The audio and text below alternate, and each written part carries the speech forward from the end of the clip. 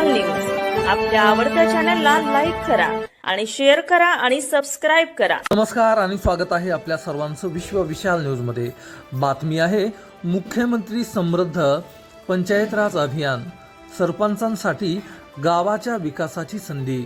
ग्रामविकास मंत्री जयकुमार गोरे।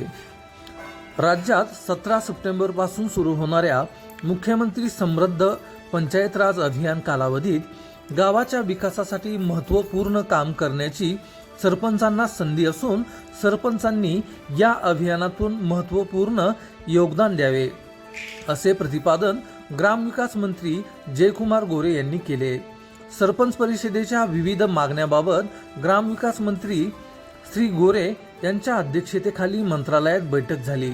यावेळी सरपंच परिषदेचे अध्यक्ष दत्ता काकडे आणि पदाधिकारी उपस्थित होते। ग्रामविकास मंत्री म्हणाले की गावांच्या विकासासाठी शासन अनेक योजना राबवत आहे।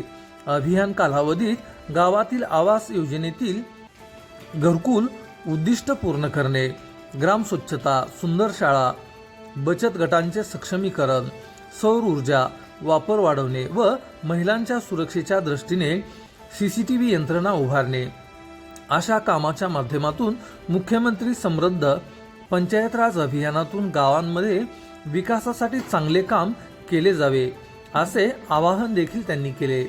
महा-ई सेवा केंद्राच्या देण्यात येणाऱ्या सेवा व दाखल्यांच्या शुल्कापोटी जमा होणारा निधीतून ग्रामपंचायतीच्या निधी व्यतिरिक्त शासन शुल्क व संबंधित सेवा केंद्र परिचालकाचे सेवा शुल्क याचा समावेश आहे।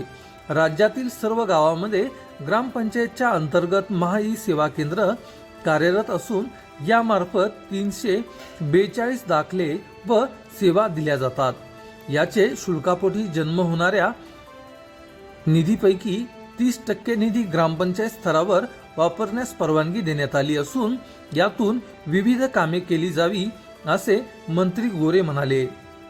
सरपंच परिषदेचे 16,500 सरपंच सदस्य आहेत। राज्यातील सरपंच अधिवेशन 2020 साली शिर्डी येथे झाले होते। यावेळी विविध मागण्यांबाबत दिलेल्या आश्वासनपूर्ती करण्याबाबत यांच्या प्रमुख 20 मागण्याबाबत ह्याच बैठकीत चर्चा करण्यात आली। सरपंचांनी आपल्या विविध अडचणी व समस्या मांडल्या।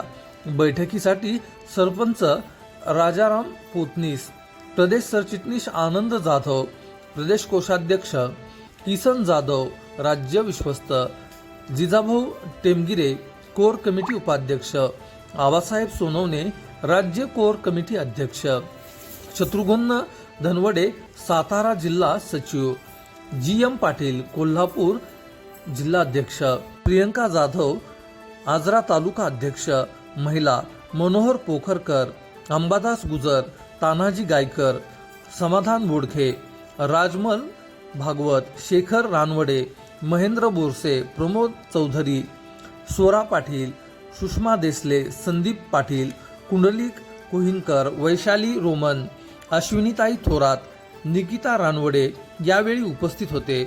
नवी मुंबई येथे सर्व सुविधायुक्त सरपंच भवनाची निर्मिती करण्यात यावी। खेडेगावात रोज ज्या कर्मचाऱ्यांशी शेतकरी ग्रामस्थ यांचा संबंध येतो ते ग्रामसेवक, कृषी सहाय्यक, तलाठी यांना एकच गाव सरपंच, उपसरपंच यांना एसटी प्रवास मोफत करण्यात यावा। वित्त आयोगाच्या उपलब्ध निधी केवळ विकास आणि पायाभूत सुविधा यावर खर्च करण्यात यावा। सरपंचांना दरमहा सरसगट 10,000 रुपये आणि उपसरपंच यांना 3,000 तसेच सदस्यांनाही मानधन सुरू करण्यात यावे, यासह विविध मागण्यांबाबत यावेळी चर्चा करण्यात आली। अशाच नवनवीन बातम्या पाहण्यासाठी आपल्या आवडत्या विश्व विशाल न्यूजला सबस्क्राईब करून बेल आयकॉनला क्लिक करा। तसेच तुम्ही जर हा व्हिडिओ फेसबुक पेजला पाहत असाल तर विश्व विशाल न्यूजचं फेसबुक पेज देखील नक्की फॉलो करा। विश्व विशाल न्यूज आपल्या आवडत्या चॅनलला लाईक करा आणि शेअर करा आणि सबस्क्राइब करा।